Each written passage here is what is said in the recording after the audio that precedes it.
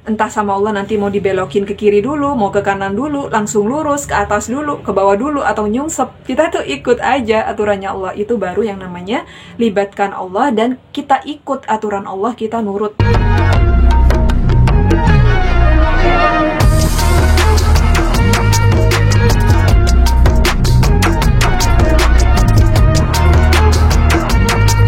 Halo, Assalamualaikum warahmatullahi wabarakatuh, sahabat para pejuang Riyadh.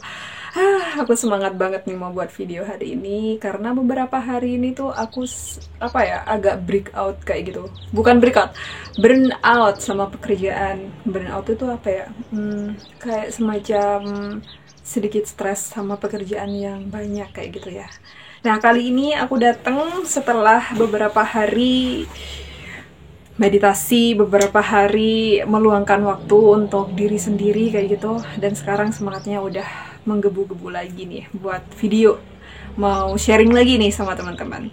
Nah, aku mau nyapa dulu, gimana nih kabarnya hari ini? Apakah masih tetap semangat riadohnya? Ayo yang belum semangat ya, semangat hari ini, harus lebih semangat lagi dari hari yang kemarin. Kalau seandainya belum semangat, masuk aja ke grup Riyadh. Nah, di sana tuh bisa bertukar cerita sama teman-teman, saling semangatin, saling mensupport kayak gitu.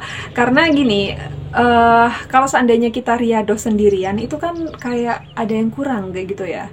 Terus kalau kita males, ya udah males aja. Tapi kalau seandainya kita Riyadhnya bareng-bareng sama teman-teman dalam satu wadah, dalam satu grup, itu makin semangat karena setiap hari pasti akan ada cerita-cerita lain dari teman-teman tentang pengalamannya Riyadh. Ada yang masih ingat sama pembahasan kita kemarin tentang the power of omongan. Nah, itu Masya Allah ya, komentarnya langsung dipenuhi dengan komentar-komentar yang positif. Tapi emang seperti itu seharusnya kayak gitu ya. Daripada kita ngomongin hal-hal yang jelek, daripada kita ngomongin hal-hal yang nantinya akan menjadi doa, mending kita ngomongin yang happy-happy aja. Mending kita ngomongin yang positif-positif aja. Karena kita ini adalah hasil dari doa kita sendiri. Maksudnya gimana? Ya kalau seandainya kita doanya atau omongannya selalu baik, selalu positif, selalu bersemangat kayak gitu ya, omongan-omongan tadi akan berubah menjadi doa dan akan balik ke kita sendiri. Video kali ini bakal aku awalin sama salah satu komentar ya dari sahabat kita di Instagram. Nah, beliau ini ngomong kayak gini nih. Saya tuh pingin banget belajar mengamalkan W40H, tapi saya takut terlalu berharap duniawi dari apa yang saya amalkan. Karena melihat testimoni orang-orang yang telah membacanya, membuat saya takut dan berharap-harap dengan amalan itu Allah datangkan rezeki pada saya. Tapi gimana jika rezeki itu nggak datang setelah saya mengamalkan? Saya takut malah kecewa jika setelah mengamalkan sesuatu yang saya harapkan itu nggak datang. Jujur, saya tuh awam banget. Saya pun masih duniawi ketika berdoa, dan yang saya minta kebanyakan itu perihal duniawi. Belum terlalu yakin atas takdir Allah, jadi saya masih mikir-mikir, padahal udah dari 2021. Saya selalu screenshot postingan ini, cuman tetap diselimutin rasa takut. Nah, itu salah satu komentar dari sahabat kita ya. Sebenarnya gini loh, doa itu kan unlimited ya teman-teman ya. Nggak ada batasan, nggak ada harus begini, harus begitu, cukup segini, cukup segitu, tuh nggak ada. Unlimited tanpa batas. Mau doa apapun boleh. Mau dunia kek, mau akhirat, mau dunia akhirat, itu jauh lebih baik. Kita mau doa yang baik, itu boleh. Mau doa yang nggak baik juga boleh kayak gitu. Karena apa? Ini mulut-mulut kita yang ngomong ya kan, doa-doa kita. Apa-apa yang semuanya dari kita. Tugas Allah di sini hanya mengabulkan apa yang kita doakan. Nah, hati-hati kalau seandainya kita doanya buruk, ya akan kembali ke kita sendiri. Doa yang baik akan kembali ke kita sendiri. Masalah doa tentang dunia, apakah nggak boleh kayak gitu? Boleh banget. Jangan insecure kalau seandainya kita mau doa sama Allah. Pede aja kayak gitu. Telat banget kalau seandainya kita itu nggak pede sekarang kayak gitu ya. Doa sama Allah gara-gara yang diminta hanya dunia aja. Kita berpatokan sama dunia. Apa-apa dunia kayak gitu ya. Sebelum kita minta, Allah udah ngasih dulu dunianya ke kita. Contohnya apa? Kita bisa nafas sekarang, itu adalah dunia yang Allah kasih. kita bisa makan, meskipun kita makannya cuma tahu tempe kayak gitu ya, telur setiap hari, itu rezeki dunia yang Allah kasih tanpa kita minta, ya kan? Yang kedua, Allah itu maha suci dari sifat manusia. Sifat manusia di sini mungkin ya, kalau seandainya kita minta tolong sama orang itu ngarep kita balas budi kayak gitu ya. Suatu saat pasti kita bakal disenggol-senggol kayak gitu. Kamu kemarin udah aku tolong nih, sekarang giliran aku kayak gitu. Tapi Allah nggak kayak gitu, teman-teman. Malah Allah nyuruh kalau seandainya kita butuh apa-apa, ke Allah dulu, jangan ke manusia kayak gitu loh. Nah, ini perintah. Terus kenapa kita harus insecure? Yang ketiga, nggak enak Kak. Aku tuh soalnya riadoh niatnya untuk di dunia aja, tapi nggak ada akhiratnya. Aku takut kalau seandainya takut salah niat lah, istilahnya seperti itu. Gini teman-teman, nggak semuanya orang yang riadoh itu langsung ikhlas lillahi ta'ala. Sedikit sekali ya. Bahkan aku sendiri ngerasain seperti itu. Awal aku kenal riadoh W40H dan sholawat, impiannya aku, hajatnya aku tuh kebanyakan memang dunia. Bahkan nggak ada sama sekali tentang akhirat. Balik lagi ke arti riadoh ya teman-teman. Riadoh itu kan membiasakan diri kita ibadah sama Allah. Meskipun hajatnya di awalnya dunia, yakin aja suatu saat Allah akan membelokkan hati, akan membelokkan niat kita sendiri kayak gitu tanpa kita sadari. Dan itu udah terjadi sama aku. Awal-awal riadoh W40H sebenarnya aku tuh kepingin dapat kerjaan karena bisnisku kan tutup kan, jadi aku bingung mau cari kerjaan gimana. Terus apalagi nih usaha yang ingin aku yang bisa aku lakuin karena udah mentok banget. Akhirnya aku ketemu sama riadoh W40H dan kebetulan waktu itu aku luang banget, udah nggak ada kerjaan lagi, nggak ada kesibukan lagi. Aku patenin ya, aku jalanin sampai 40 hari. Selama proses riadoh itu berjalan ya, ini nih maha besarnya Allah nih, maha pemaafnya Allah kayak gitu. Awalnya karena riadoh dunia, tapi seiring berjalan waktu, karena sudah terbiasa riadoh baca Al-Quran, ngaji, sholawat kayak gitu, Allah lembutkan hati aku buat sedikit demi sedikit belok sendiri niatnya. Yang awalnya dunia, Allah ganti karena lillahi ta'ala kayak gitu. Dan sekarang pun ya tetap ada dunia, cuman nggak sedunia kemarin. Kalau seandainya kamu nggak nyoba sekarang, mana tahu hasilnya seperti apa, ya kan? Kita awalnya mungkin dunia, tapi nggak tahu nanti ke depannya kita tuh niatnya apa, kita nggak tahu. Bisa jadi Allah ngerubah niat kita yang jadi dunia jadi lillahi ta'ala. Jalanin aja riadohnya ya, istiqomahin aja riadohnya. Kita nggak usah mikir nanti gimana-gimana, udah buang aja pikiran itu, biar Allah nanti mudahkan ya, biar Allah yang melembutkan hati kita untuk niatnya lillahi ta'ala. Bukan lagi semuanya full untuk dunia. Dalam riadoh sebenarnya kan ada 4 kunci ya, agar kita sukses kayak gitu riadohnya sampai benar-benar hajat dikabul.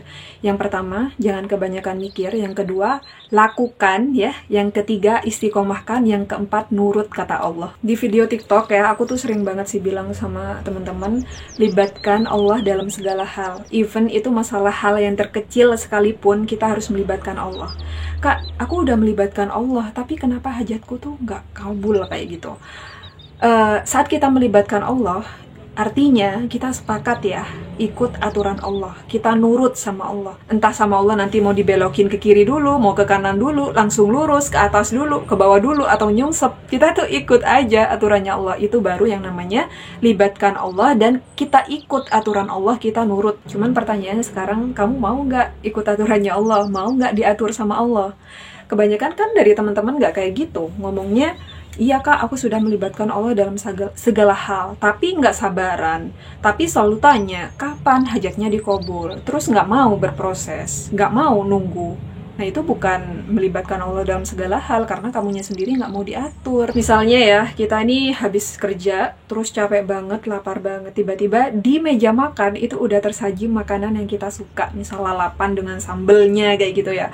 Wah pokoknya enak banget nih, langsung makan. Pas kita duduk ya, tarik kursinya, kita mau duduk, tinggal makan pakai tangan, tiba-tiba emak kita ngomong, suruh cuci tangan dulu. Nyebelin banget gak sih? Nyebelin pastinya, padahal udah lapar banget, tinggal mangap aja nih, tinggal masuk aja nasi, tiba-tiba emak kita nyuruh buat cuci tangan. Karena yang nyuruh orang tua ya, mau gak mau kita nurut dong. Setelah cuci tangan baru kita makan. Bisa gak sih kita langsung makan tanpa dengerin katanya emak tadi kayak gitu ya, cuci tangan terus kita makan langsung aja dengan tangan yang kotor?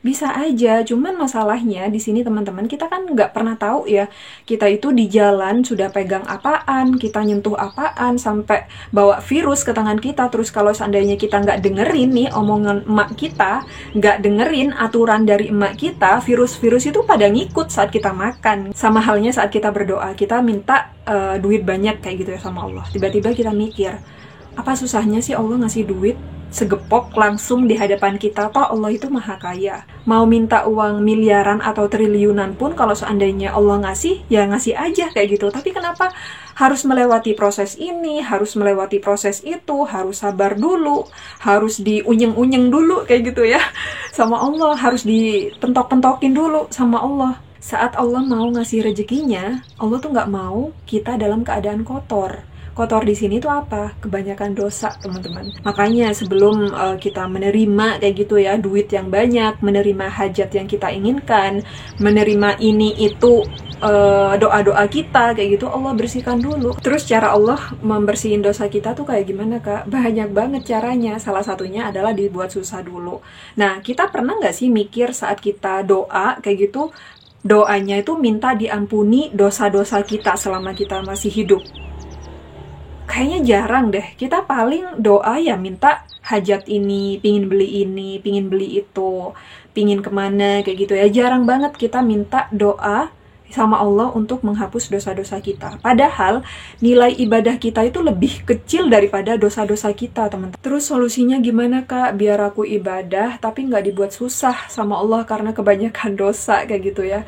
Nggak nunggu lama proses pembersihannya. Salah satu caranya adalah gedein volume ibadahnya. Nah, ngomongin gedein volume sholawat, biasanya aku harus dibantu nih sama salah satu tasbih digital yang cantik ini buat ngitung berapa-berapanya. Kan nggak mungkin ya kalau seandainya kita pakai hitung-hitungan jari. Mungkin ada sih bisa, cuman kalau aku sih nggak bisa.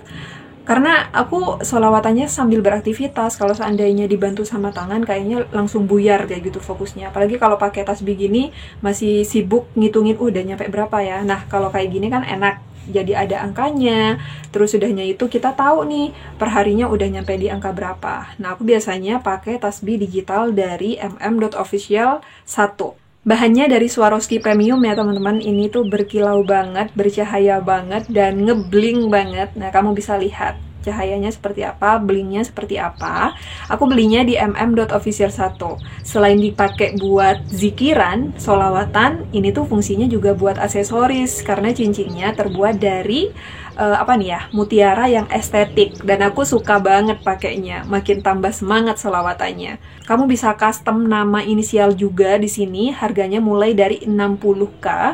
Kalau mau samaan, langsung aja order di mm.official 1. Itu aja video kali ini, semoga makin semangat sholawatan, Riyadhah 40H, dan semakin semangat lagi doanya sama Allah. Karena Allah itu maha penyayang teman-teman, rahmatan lil alamin. Jadi kita bisa minta apapun sama Allah, kita bisa melibatkan apapun masalah kita sama Allah, kita bisa curhat apapun sama Allah. Kita jumpa lagi di video berikutnya. Jangan pernah bosan menjadi orang baik, dan jangan pernah bosan untuk istiqomah riyadhah. Bye-bye!